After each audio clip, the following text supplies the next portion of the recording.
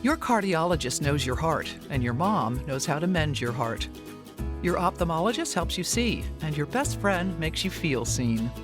A visit to your physical therapist can heal your shoulder, and a visit to your grandma can heal your soul. Your health is a journey you don't take alone.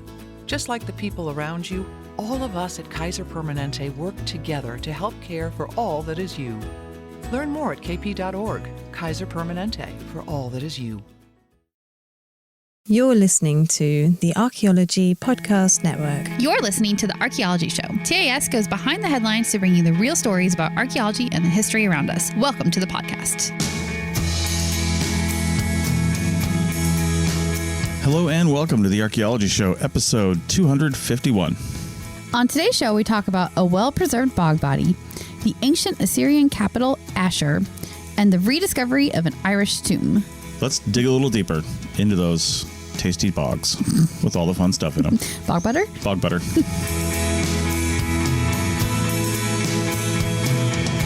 All right, welcome to the show. Hello. So, going to talk about news today. We are going to talk about news today. Yeah. The first part of news is we're back in Mexico. Yeah. Were we here last week when we recorded? We were at Organ Pipe. Oh, that's right. Yeah, that's right. Yeah, we were staging. Yes, but now we are here for real. And oh my gosh, I don't think we could have asked for better weather than what we have right now. It's amazing. Yeah, it's been pretty good. Sorry to anybody who's got rain and snow and stuff going on. I know it's an actual winter. Yeah, but yeah, we drove here on purpose to avoid that. So yay, It's working. It's not cold here. It's sunny and beautiful. Yes. You know who else is cozy? Bog bodies. Oh my God. I mean, the people excavating this body look like they are quite cozy in their hazmat outfits and bubble. They have geodesic bubble thing. That's not the right word, is it? I don't think so. Geodesic implies a shape. Yeah. It is a little fort. Like a geodome thing. Yeah. Why's it got to be geo? Oh no, it just does. Okay. Well, this place that they're digging in is geologically interesting. It is indeed. Yeah. All right. What do we got? Yeah. So this article is called Belagi Bog Body. Human remains are 2,000 years old.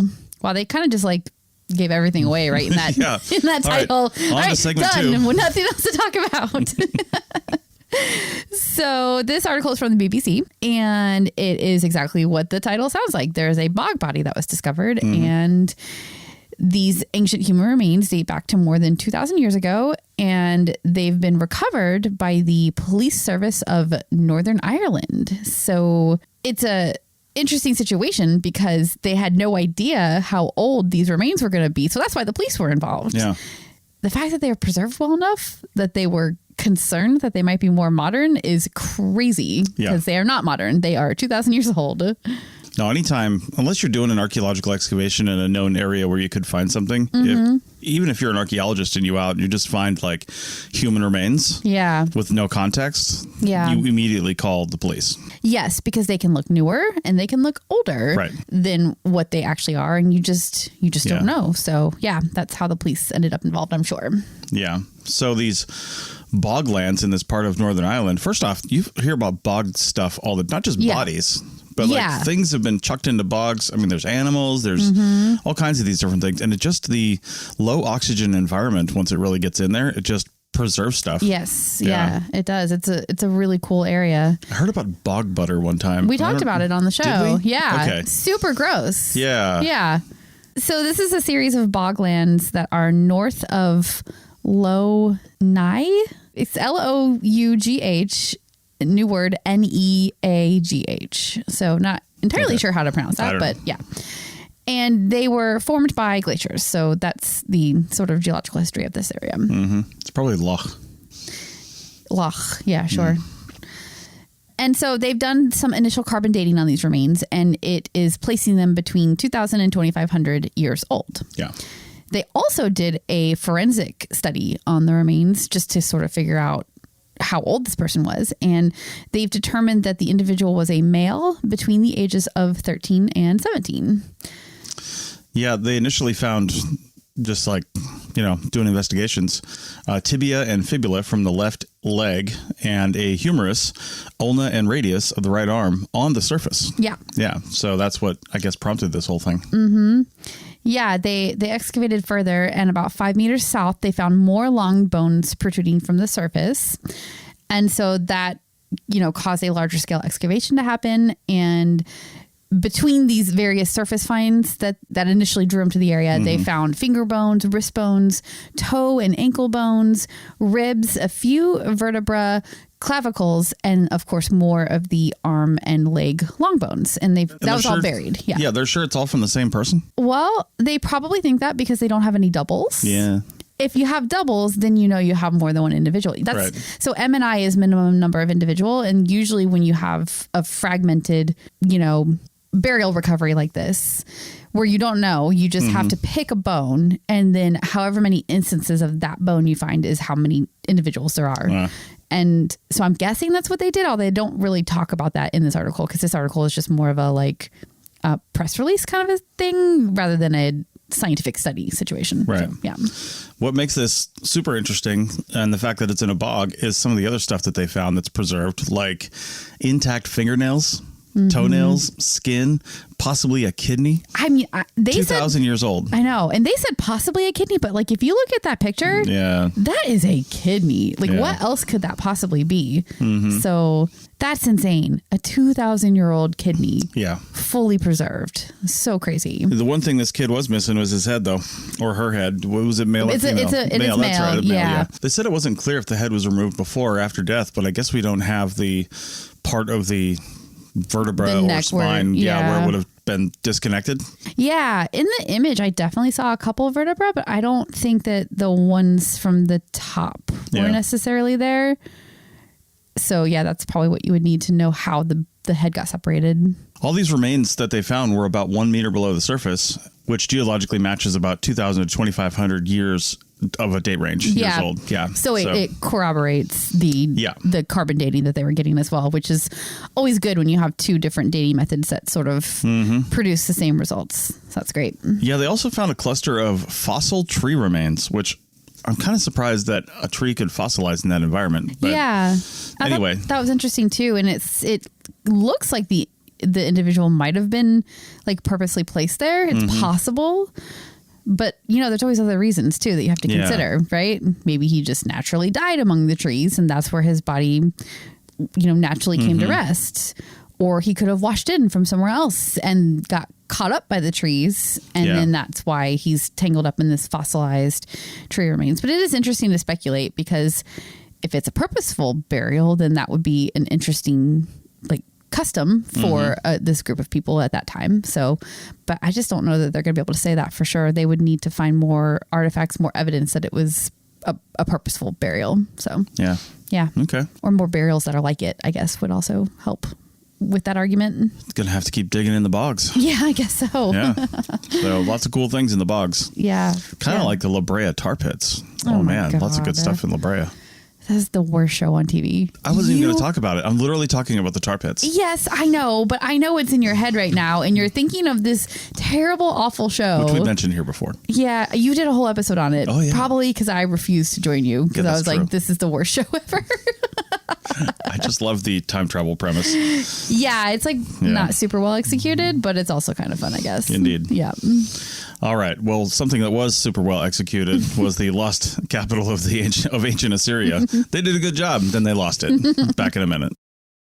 When you need mealtime inspiration, it's worth shopping Kroger, where you'll find over 30,000 mouth-watering choices that excite your inner foodie. And no matter what tasty choice you make, you'll enjoy our everyday low prices, plus extra ways to save, like digital coupons worth over $600 each week. You can also save up to $1 off per gallon at the pump with fuel points. More savings and more inspiring flavors make shopping Kroger worth it every time. Kroger, fresh for everyone. Fuel restrictions apply. People are driven by the search for better. But when it comes to hiring, the best way to search for a candidate isn't to search at all. Don't search, match with Indeed. The hiring process can be slow and overwhelming. Simplify hiring with Indeed. Indeed is your matching and hiring platform. with over 350 million global monthly visitors according to Indeed data, and a matching engine that helps you find quality candidates fast. Ditch the busy work. Use Indeed for scheduling, screening, and messaging so you can connect with candidates faster. Join more than 3.5 million businesses worldwide that use Indeed to hire great talent fast. Listeners of this show will get a $75 sponsored job credit to get your jobs more visibility at Indeed.com/PODKATZ12. That's Indeed.com/PODKATZ12. Terms and conditions apply. Welcome back to the Archaeology Show, episode 251. And this time around, we are talking about the lost capital of ancient Assyria. It's an article that just was out in National Geographic. It's not really news, so to speak. I mean, aside from the fact that it was in a recent issue of National Geographic. So that's why we're talking about it. Yeah. So basically, in the early days of the Assyrian Empire, Assur was its first capital and also the origin of its ruling dynasty. So pretty important place back in the day. Yeah. And also Assur, the city's namesake, was the most revered god in ancient Assyria. So the city was named after that god. Yeah. You just study place names, man. You go back in certain areas and everything's named after religious figures and gods and things like that. Yeah, totally. Yeah. It's located on the western shore of the Tigris River in what is today Iraq. Mm-hmm. And the site has an Arabic name as well, which is, and forgive my pronunciation here, Qalat Sherkat. Yeah. We'll go with that. So this city would have been kind of a link between Assyria and Anatolia. And Anatolia is, of course, today's eastern Turkey area. Yeah. The city was the capital of Assyria, like we said, from the 14th to the 9th centuries BCE. Mm-hmm. I mean, we talk about progress. We talk about all kinds of stuff. That's like twice as old and more than the United States is. Yeah. Like that is a really long time for it to be the capital for a civilization to be strong enough to have a capital city for that long. Like that's right. That's but cool. these people knew what they're doing. If you recognize the Tigris River, the Tigris and the Euphrates, which is also right over there, that little area between them is what's known as the Fertile Crescent. And that's where everybody pretty much agrees that agriculture was first developed in this world. Mm-hmm. Not that it was developed there and then spread around, but the earliest example of it that we think of was right there. And some of the oldest cities in the world are in that area. So it makes sense that these guys... They knew what they were doing. Yeah, they were definitely building big civilizations early in this area. So that's why it's so old and it lasted for so long, probably. In 879 BCE, the capital was replaced by Kalu, known today as Nimrud. Yeah. And the Assyrian kingdom was conquered by the Medes and the Babylonians in the 7th century BCE. So, they made it a couple hundred years after Assur was no longer the capital, but I guess they're on the decline at that point. So, yeah. Yeah, they only lasted about another 1,000 years, the city. That's true. So the Assyrians might not have been an empire anymore, but Assur, the city, like those people didn't leave. They weren't gone. They didn't all die. They continued on, and the city was a city for another millennia. They just were under various different occupations. The Persians, the Parthians, and probably others that, weren't even mentioned in this article. Sounds like Crete. Yeah. Just like somebody would come along and they'd be like, okay, cool. We're part of you now. Yeah. So in 240 CE, there was a final sacking of the city by the Sasanian Persians. And that really did truly leave the city in ruins. It sounds like basically everybody took off and the city just was not occupied anymore after that point. So, I mean, these cities that are made out of stone, it would be difficult to rebuild in any sort of efficient way. It's almost easier just to go live in another city or, build somewhere else because the infrastructure it would take to just build all that back up. I can't even imagine. If you had someplace else to go, just as like a citizen, it probably would be easier to just go join a branch of your family somewhere else rather than trying to rebuild. I could see that being like a game of attrition, basically, as people just like slowly left, and then it just became ruins, the ruins that it is today. So yeah. The city itself, archaeologists have known about it for a while, but it was somewhat overlooked by the early archaeologists of the 19th century. And One of the reasons for that in this article is that it might be because it doesn't have biblical importance like Babylon or Nineveh. Mm-hmm. So maybe, I mean, it's not mentioned in the Bible anywhere. So that could be why it wasn't. That could be why early archaeologists weren't really interested in it. Right. Yeah, it would have had equal importance in the ancient world to other great cities we've heard of, like ancient Greece, Rome, Egypt. Yeah, but they're just saying that this was an important big city that everybody knew about. Like when you're looking at these cities, right? These other cities that have been well excavated and well documented and everybody knows about. Like anybody walking down the street, you can ask them, you know, name an ancient city in Europe and they could probably say Greece or Rome or whatever. Right. This one would be equally important. It's just that it hasn't had the work done on it. It's in an area of the world that is constantly experiencing upheaval and strife through various civil wars and other wars. So like it's just not been studied as well as some of these other places. Yeah, the first excavations here finally happened in around the early 20th century by the German Orient Society. Sounds like a fun place. Led by Robert Koldewey and Walter Andre. Yeah, Koldewey was a super meticulous guy. And I love this so much because you don't really hear about this with early archaeologists too much, but he put a big emphasis on understanding how past societies functioned, not just, you know, an artifact grab or that kind of thing, you know? So because that was his interest and he was the leader of the dig, he made sure that every artifact and every structure was accurately documented, like down to every detail. And the way that they fit together too was documented. He was very interested in context. Yeah, he was originally trained as an architect and then put his like drafting skills to work documenting the city. Because, I mean, even now, one of the most important byproducts of an excavation is the map. Yeah. Where is everything in association with everything else? And that was Andre, who was trained as an architect. So that is part of the reason why Koldewey brought Andre in, is because he wanted somebody who could do those really detailed, amazing drawings and maps and things. Yeah. They worked there for 9 years, beginning in 1903, and uncovered a complex of temples, palaces, and fortifications. Yeah, one of those was the temple to Assur, which was a lavishly decorated mud rock building that was completed around 1800 BCE. Yeah. Super old. I wonder how they dated that. Yeah, that's true. I'm not sure. Again, this is more of a like information sharing article from National Geographic, not like a scientific one. So I'm not really sure where they get that date from, but yeah. Yeah, apparently the walls of the what they call the God's Room chamber in the temple were once completely covered in gold. Again, how do they know that? I mean, is there gold, some of it there? Yeah. or do we have like historical documents, basically, historical records describing this place, you know, from other historians? I would imagine so. It'd been around for a long time. And, you know, some of the big great Greek historians and things like that, they traveled around and, you know, more than likely visited here, but somebody must have documented this because I'm not really sure where they're getting this information if none of that's there anymore.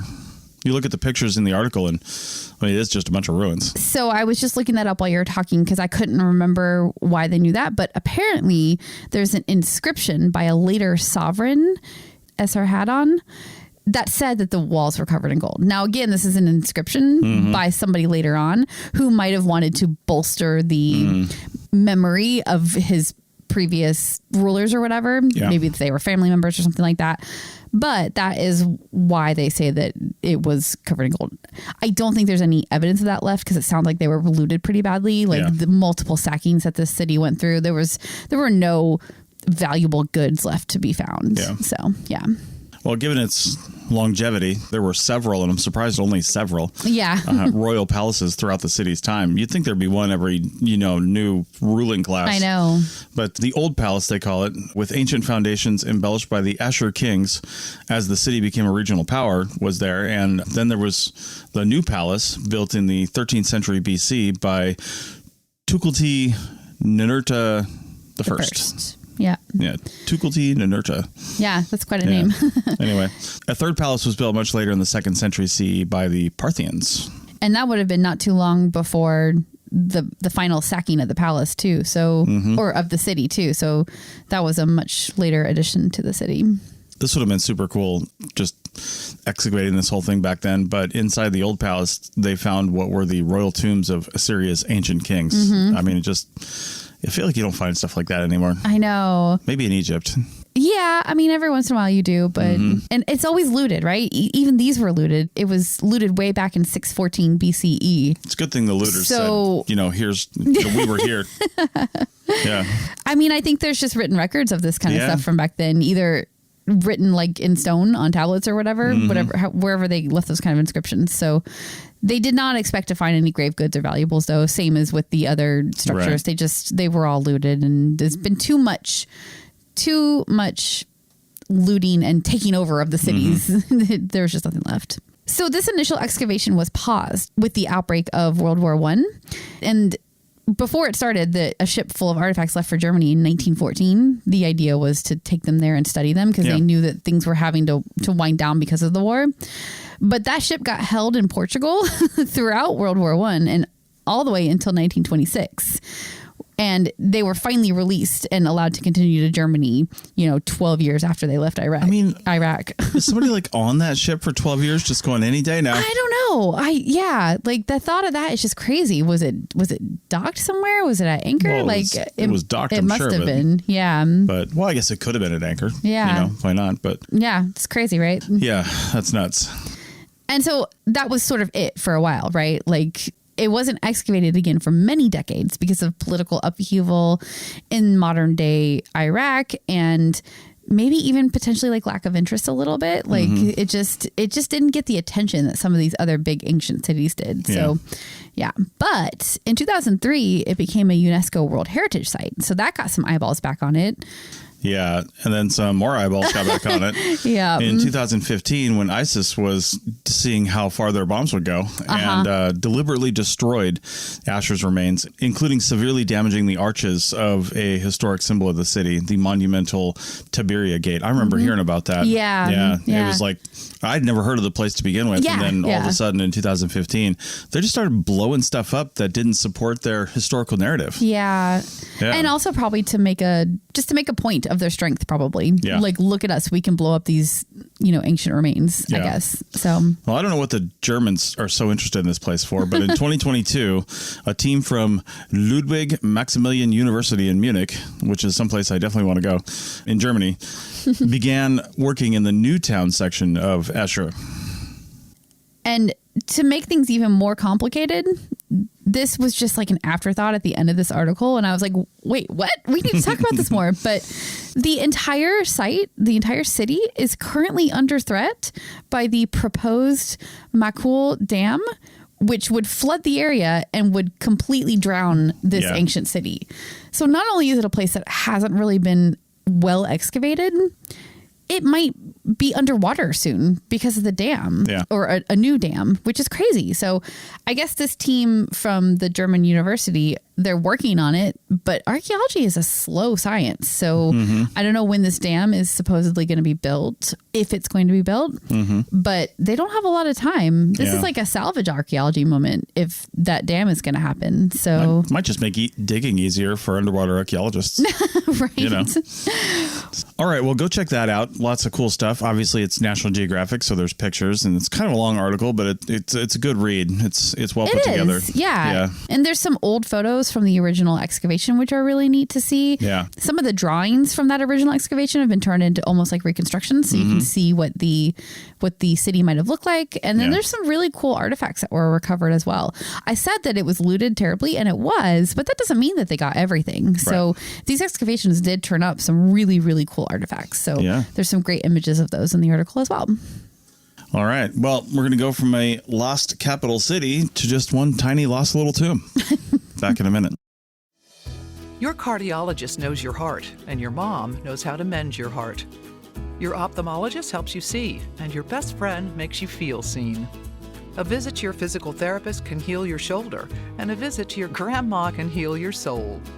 Your health is a journey you don't take alone. Just like the people around you, all of us at Kaiser Permanente work together to help care for all that is you. Learn more at kp.org. Kaiser Permanente, for all that is you. People are driven by the search for better. But when it comes to hiring, the best way to search for a candidate isn't to search at all. Don't search, match with Indeed. The hiring process can be slow and overwhelming. Simplify hiring with Indeed. Indeed is your matching and hiring platform. With over 350 million global monthly visitors according to Indeed data, and a matching engine that helps you find quality candidates fast. Ditch the busy work. Use Indeed for scheduling, screening, and messaging so you can connect with candidates faster. Join more than 3.5 million businesses worldwide that use Indeed to hire great talent fast. Listeners of this show will get a $75 sponsored job credit to get your jobs more visibility at Indeed.com/PODKATZ12. That's Indeed.com/PODKATZ12. Terms and conditions apply. Your cardiologist knows your heart, and your mom knows how to mend your heart. Your ophthalmologist helps you see, and your best friend makes you feel seen. A visit to your physical therapist can heal your shoulder, and a visit to your grandma can heal your soul. Your health is a journey you don't take alone. Just like the people around you, all of us at Kaiser Permanente work together to help care for all that is you. Learn more at kp.org. Kaiser Permanente, for all that is you. Welcome back to the Archaeology Show, episode 251, and this is our last story. And this is about a 4,000-year-old tomb that everyone thought was destroyed. Yeah. I know. This article is actually kind of short, and there's not a lot to it, but I thought it was really interesting. It's very confusing to me. That it was lost? No, not only that, but other stuff. But okay, let's go. it. Okay, so the title of the article is Everyone Thought This 4,000-Year-Old Tomb Had Been Destroyed, Then an Archaeologist Found It. And it was published in Smithsonian, which I know I've said before is basically my favorite magazine for archaeology publications. Yeah. That and Idaho Statesman. Idaho Statesman might be my favorite, actually. Smithsonian would be second. So right. We should go visit the Idaho Statesman when we drive through there. Right? I don't know why. They're just so good. The Miami Herald has kind of been coming up too. Like randomly, they've got a lot of archaeology stories lately. So good stuff. Yeah. All right. I wonder if they're connected somehow in the background. Like somebody owns both of them or something like that and they're sharing content. I don't know. Anyway, random thoughts about archaeology stories in the news. So yeah. Anyway, in 1838, according to the article here, English aristocrat... Now, that's a movie from the 90s. She was a Disney character that we're talking about here. Was that a Disney movie? I don't know if it was Disney or one of the other cartoon. Anyway, the Aristocats, Georgiana Chatterton sketched a tomb called Altoire Nagrain, which I'm probably, whatever. Yeah. Which means altar of the sun in Irish, because this is Ireland we're talking about here. Yes. I don't know if we mentioned that. I'm going to correct your other pronunciation too. When it looks like Georgiana, it's pronounced Georgiana. Georgiana? Mm-hmm. Oh, okay. Yep. All right. Well, Georgiana described this as a curious piece of antiquity, once an altar supposed to have been used for offering sacrifices to the sun. Okay, pause. Yeah. This is apparently a 4,000-year-old tomb. How in 1838 did she have any idea? She probably talked to some farmer and was like, I heard something about the sun. And I mean, I can't imagine that was passed down for 4,000 years in Ireland. Oh, there's no way. And that's why they say later on in the article that that is the question, is why is it called Altar of the Sun? And the name could have been given to it when more of it was standing. Yeah. And maybe there was an obvious association with the sun through an alignment or something like that. That's possible. Yeah. But or it's just local people decided, hey, it looks like an altar. I bet it's for the sun. Cool. Let's call it that. I mean, Well, not long after that, in 1852, antiquarian Richard Hitchcock tried to visit the site and concluded that the tomb had been dismantled, or that he just couldn't find it. Yeah. I guess her GPS coordinates weren't very good. The accuracy was plus or minus 18 miles or something. I don't know. My thing with that is it's extreme arrogance to think that because you can't find something, therefore it's gone. How many sites have we tried to relocate it and said, I can't find it, therefore it's gone? Yeah, but we write that up on a site record. You do say it's gone, yes, but you don't say it's because the local people dismantled it and took it away. I mean, it's gone because you can't find it because it's overgrown. Maybe water activity caused it to be not visible anymore. Back then, carved stone. I mean, a good piece. If you need it, and you don't care, maybe it's going to be in your barn. Okay, well, we'll get to why that's probably unlikely too later on, but either way, he said it was gone. And so from that point forward, future researchers just assumed it was gone, even though Georgina had documented it in her journal. So, yeah. Then we get our next character, who's got the best name ever, Billy Mag Floyn. Floyn? Sure. Irish. He's Irish, obviously, by that name. And he's an archaeologist and a folklorist at the Sacred Heart University. And he was not so sure that this whole tomb was dismantled or missing or gone or whatever. He was like, no. We should try a little harder to find this thing. Well, and he lived near there too. Yes. Where it was supposed to be. Yeah. He had a feeling there's something more going on here. So he decided to start doing some more searching for it. Yeah. And apparently, according to his folklore knowledge, it was taboo to destroy these kinds of sites in the 19th century, which made it a little bit unlikely that it was dismantled in the first place. Right? Yeah, that's what I was alluding to. They just probably wouldn't have done that given the way people thought about this kind of ancient architecture back in those days. So, yeah. So what Billy did is he started building a photogrammetric model using images of the area. And I was a little confused about this because I'm like, he just took a bunch of pictures, or was he using aerial photos to put this together? Did you get a hint of how that might have worked? I mean, you can almost do it from satellite imagery from Google Earth. Yeah. I mean, if you've got enough and it's enough to at least start a model. Yeah. You can start getting some 3D stuff. So it's hard to say. I don't think they mentioned how he got the images. I mean, he could easily have flown a $200 drone over the property. Yeah, true. So, but either way, he's trying to get like a 3D image of the area so he could look for something that might be this tomb that is supposedly lost. And he must have had some relatively decent resolution on that, which makes me think it was a drone because he spotted a stone, and these stones were probably human sized from the sounds of the descriptions. They're in the picture too at the very beginning. Yeah. Oh, that's right. That's why. But anyway, he spotted one that looked like the one from Chatterton's sketch. I'm like, kind of, don't they all? But anyway. I wonder if because when you see the picture at the beginning of the article, there's like one stone that's sort of mostly upright, kind of leaning a little bit. That would stick out on the landscape, right? Like if you were trying to put together a photogrammetry image of an area, that would stick out. Yeah. Well, Billy Mag teamed up with I love that name. Teamed up with an archaeologist from Ireland's National Monuments Service. That was a good movie. Anyway, so these monuments men, the guy's name was Cayman O'Brien, and together they confirmed it was the long lost El Tuor na Grin. Yeah. So again, I don't know. I mean, from her sketch, sure, but I'm still not sure where she got that name. It must have been local something or other. It would have been etched on it. Yeah. So. I think she was told by the locals that was the name of it. Maybe she even hunted it down on purpose to find it and then drew it. Right. Either way, it's very inaccessible today. They had to climb over barbed wire fences and stuff like that. And I know you're laughing right now because climbing a barbed wire fence is a daily activity when you're working in Western United States. I've got the scars on my hands and my leg to prove it. You do indeed. I definitely got bit by barbed wire a couple times too. Yeah. So it's not really, I mean, I guess it depends on the barbed wire. If it's in terrible condition and rusty, it would be pretty dangerous, but yeah. At least it was the female kind. I think that's because barbed wire is really hard to get over. Barbed wire is really good. Wow. Yeah. That was a lame joke. That really flies in Nevada though, because everybody calls it barbed wire. They do call it barbed wire. All the people on the hills. It just because we're funny, whenever we're doing fake data, like in the company I work for, WildNet, whenever I'm putting fake data in, I always name my fake person who's entering the data Bob Wire, or sometimes Barb Wire.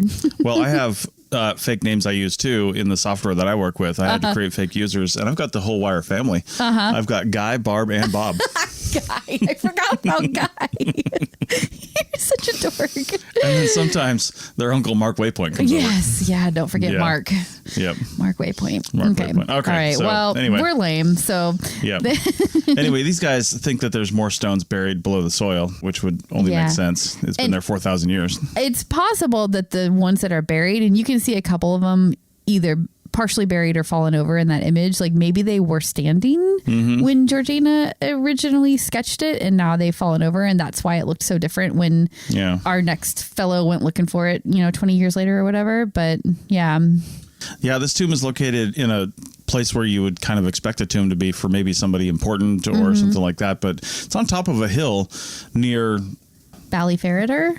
Yeah, near a town called Ballyferreter, which is a small village on the Dingle Peninsula. On the Dingle. That can't be the real name. I said. Yeah, I live on the Dingle. Yeah, this was a wedge tomb, which is common to the region. You see these all the time. It basically had large upright stones arranged in a rectangle and then a large capstone placed on top. Again, 4,000 years ago, and they're just like throwing these stones around like they're nothing. Yeah, I mean, they're heavy. You know, they had to have some kind, I mean, a lot of men to carry them around or some kind of, levering situation to get them up and maneuver them, I'm guessing before the Lovelock Giants got to America, they were here moving stones around. Are you like teasing a future episode, maybe? Maybe. I don't know. We'll see. So this particular tomb likely dates to between 2500 and 2000 BCE. And they definitely don't expect to find any remains with this tomb because the wet soil will not preserve them all. But anyway, it's super interesting. I think for me, the reason this story jumped out at me is because of the whole, it's gone. And like archaeology is like that, right? Like grass grows up around things and you can't see it anymore. There's just so many ways that something on the surface like this can be obscured. And I don't think the right assumption is that it's gone or been dismantled. It just, all you can do is just note that it's not there anymore. But saying that it's gone, I think was just like going one step too far, by the gentleman back in the 1800s. Yeah. So, I mean, it happens though. If you're trying to find something and you think you're where it's supposed to be, I mean, we're reading this a long time later and saying, well, the determination was it's no longer there, but he probably wrote, I couldn't find it. Yeah, and I looked maybe. here, and here. Yeah. And that's been interpreted over the century as it's gone. It's gone. Yeah. Yeah. So why look? Gone is just so final. Yeah. You got to leave that door cracked a little bit because, all it took was, Billy Mag here. He cracked that door wide open and was like, nah, I'm going to find this. And then he did. It's really cool how he used technology to help direct them to the right location to find it. So, yeah. All right. Well, that's it for this week. I guess we'll be back next week with something else. You guess? I Maybe guess. not. I don't know. Sometimes we don't show up. Sometimes. Who knows what's going to happen? Flaky TAS people. Yeah. Well, we're down in Mexico having fun. So we are. It's true. Yep. Anyway. All right. See you guys next week. Bye.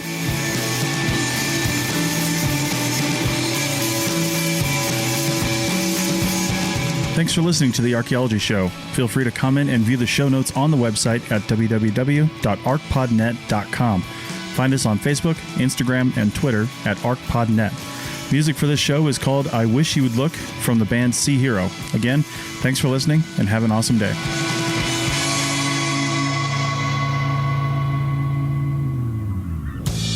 This episode was produced by Chris Webster from his RV traveling the United States, Tristan Boyle in Scotland, DigTech LLC, Cultural Media, and the Archaeology Podcast Network, and was edited by Rachel Roden. This has been a presentation of the Archaeology Podcast Network. Visit us on the web for show notes and other podcasts at www.archpodnet.com. Contact us at chris@archaeologypodcastnetwork.com.